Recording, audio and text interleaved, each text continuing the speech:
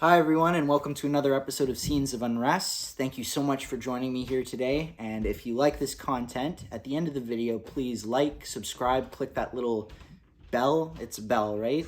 And yeah, let's get into it. So, the movie we're going to be talking about today is by far one of the coolest horror movies I've seen in a long time. It's also probably the coolest vampire movie that exists. It's fucking awesome. This is 1987's Near Dark, directed by Catherine Bigelow. Now, Catherine Bigelow is one of the coolest directors that I've ever had the experience of watching. She's so fierce in her direction, her editing. It's very taut and tense. And it really comes across in the performances as well that she's able to get out of her actors.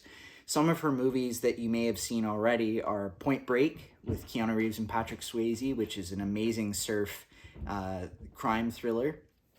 The Hurt Locker with Jeremy Renner, which put his name on the map, but is just a complete firestorm of an Iraq war movie.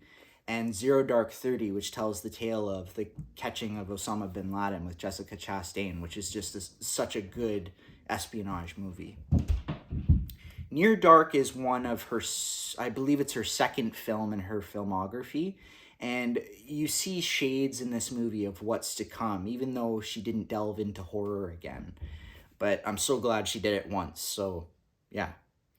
This movie stars Bill Paxton and Lance Henriksen, and it is the story of a young farm boy by the name of Caleb who, after a night out with his buddies, meets a mysterious woman. And after their night together, he notices some marks on him, and he starts to feel sick. And he starts to realize that he is slightly sunburnt when he goes outside, putting it mildly. The girl catches back up with him, and he's introduced to a family of vampires who are about as reckless as you can get. These aren't romantic vampires. These aren't people with class and sophistication. These guys are like hillbillies, but very cool hillbillies. Bill Paxton in this movie as one of the leaders of the family, as they're called, is so good. He was always one of my favorite actors growing up in movies like Twister and Titanic. He absolutely killed this movie, and I had no idea about it. I had no idea he was in this, and he gives such a good performance. It's so charismatic and fun and bloody. Lance Henriksen is a great character actor. He's been in lots of movies, Terminator, Aliens. Another really great actor who kind of falls under the radar sometimes. He's fantastic. Now, this movie is very quick. The editing is very rapid. I find it moves at a very brisk pace. It's a lot of fun to be around. And you don't really feel like it drags, even in the moments where Caleb is fighting this new disease that's attacked him, and he's struggling with the hero's mentality of, do I stay within the vampires or do I try and fix myself if I can? It's very, very well paced, and I can't sing the praises enough of Catherine Bigelow's direction and her way of editing. If I had to point out a negative, I would say that the character of Homer, who's like the younger family member, his whole connection with being an older man stuck in a young boy's body, it's an interesting take, but that's the only thing I can think of where I felt it dragged, and I didn't really feel for his character. I didn't get a sense that he was once a little boy and he's always stayed a little boy. His character annoyed me a little bit, if I'm being honest.